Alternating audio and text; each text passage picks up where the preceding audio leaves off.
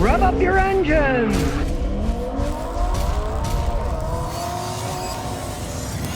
Today I'm going to show you a bunch of the technology in modern cars. This is a brand new Tacoma four-wheel drive, and I'll explain things that you may or may not know about, but you really should know about them. We'll start out with turning off traction control. Well, watch this. Start it up,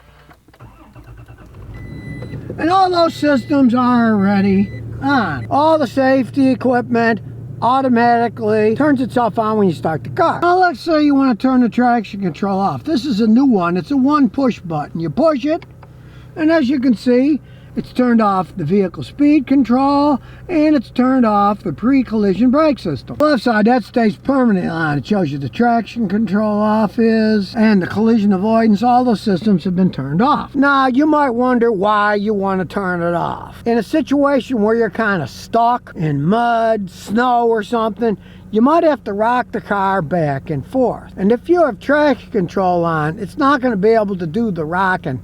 It's going to turn a lot of stuff off. You're also going to lose power because automatic traction control brake differently. It's going to give less power to the engine, and you want full power if you're rocking it back and forth. So that's a logical time you want to turn this stuff off. When you get out, you just push it once again, and you can see it's back to normal. The system, when it's normally on, doesn't give you any warning. It's a stupid seatbelt light because I'm sitting there explaining, well, hey, that's kind of annoying. So I'll put the seatbelt on. There, now that's off and you don't see anything. This is what you'll see while you're driving. Headlight auto button, and what it does is, the auto high beam is ready. So when you turn the high beams on, we'll turn them on and push it forwards. Now it's activated. And the way that works is, it turns the high beams on automatically, but then when people are coming in the other direction, it turns them off so you don't blind people. Not a bad idea. If you forget, again, they got a warning here. It shows that your high beam auto is on. And if you want to turn it off, again, all you got to do is go, push the button once, and now you can see it's just the regular high beam, which when we take it out of high beam, then that goes off. And we push the lever to make it high beam, it comes on again. That's not automatic, that's just normal. So Toyotas, when you put normal headlights on, you always get your headlight on light here. The green one, that tells you that your regular headlights are on.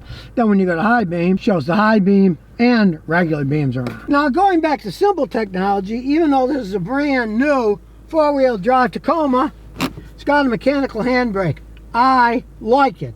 I love the mechanical handbrakes because the electric ones are a level of technology we don't really need. What they do is they go to electric motors for the parking brake and they engage electronically. Well, guess what? All that electronic crap in the back, it's going to rust. Salt's going to get to it in the winter. The electric part's going to short out. And for those of you who like fixing your own car, brake jobs are not that complex. Guess what?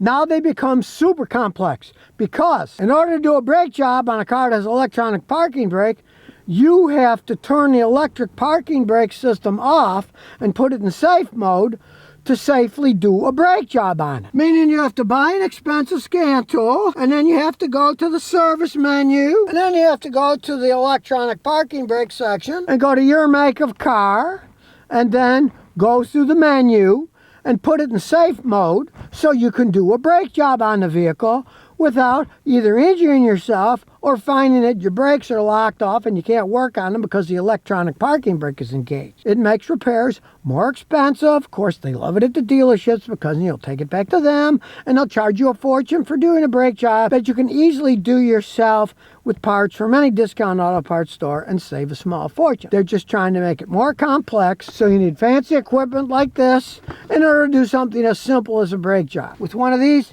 no, it's a cable system. Simple to do work on. You don't need computers to do a brake job. Now people always wonder, what do these buttons do? These ECT power buttons, do they actually do anything? You can see you push it, ECT power goes off and on.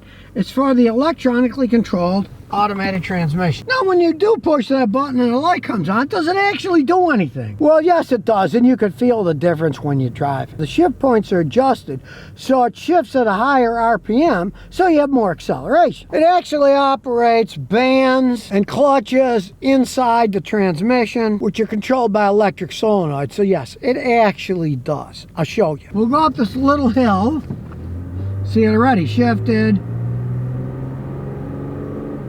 Shifted again. Now we'll turn around, go up another hill. And in this case, we'll turn the ECT power button on. And you'll see as we go up the hill,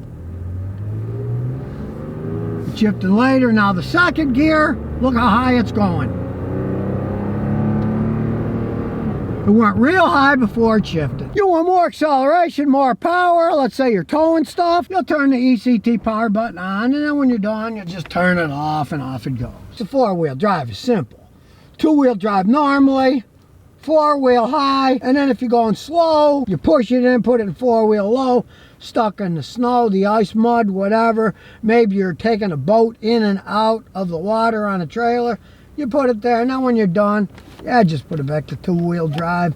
You get best gas mileage that way. Of course, these other are self-explanatory. You flip this up, and you got a USB port. This is a regular power outlet with a cigarette lighter if you got stuff that fits in there. Steering column. Okay, what's this one? Well, that's lane departure. If you push it, it turns it off, but it warns you. It only is unavailable below 32 miles an hour. It won't let you drive at high speeds without it. Not a bad idea. And of course, you can play around with the other hand controls for the mode for operating your radio and stuff. If you wonder what this button does, it says 400 watts AC 120. You push it, nothing happens up here, and there's no plugs around here. Well, that's for the back. For safety reasons, it's not on all the time. You turn it on, then you go to the back, and voila, here we go. There's your 120 volt receptacle. You can plug drills, electric saws, whatever you want into it, and use it as a work truck. 400 watts, so just check your power tools to see how much wattage they take. The cruise control is still a simple Toyota setup, up, down, and stuff like it always was here. I love them. But watch this. See, it tells you it's radar ready because this is intelligent cruise control. And it is relatively intelligent. I've driven around, you get too close to somebody, it'll slow down, it'll speed itself up until it sees another car. And the thing that I like is, you don't have to push a bunch of buttons here. All you gotta do is push that button there. You want it on, you want it off. Yeah, it's a very complex radar-derived system with computer software, but the operation of it is what I like. You turn it on, don't freak out. All these lights are supposed to come on. It's checking the systems, you notice they go off once you actually start it up. And in this case, put your seatbelt on too. You're not going to see anything when it starts up, but it's totally normal for all these to come on. It's made that way. Don't freak out when all those lights come on. It's set up so that it checks stuff. If you start it up and you're driving and the lights come on, maybe you accidentally push one of these buttons. Let's say you pushed that and forgot. Well, you'll see the ECT power button and you turn it off if you don't want it on. Or if you accidentally hit the turn off the safety stuff, it'll say lane departure alert is unavailable below 32 miles an hour, and it will have the little green warning right there. And if you want the lane departure back on, you just push the button and the light goes off and it goes back to normal. There's a lot of bells and whistles and buttons and dials on modern cars, but hey, understand what they all are, what is normal for these, what's abnormal, and what the heck some of those buttons do that you never knew what they were for. Now you know. And here's some bonus questions and answers. Logan123 says, Scotty, should I buy a Mitsubishi? I was wondering what you think of the Mitsubishi RVR 2012 and up. I'm looking at one. All right, I am not a fan of Mitsubishi. They have always had problems with their cars. Originally, they had bad piston rings. They burnt oil when they got old. They had transmission problems. And here's the thing. Mitsubishi doesn't make all that many cars. They're not a giant manufacturer like Honda and Toyota. So, in the past few years, they had a relationship going between Nissan, the French company Renault, and Mitsubishi. They're kind of sharing stuff. For example, some of the Mitsubishis that they sell, the little SUVs, they're just rebadged Nissans. They don't have anything to do with Mitsubishi.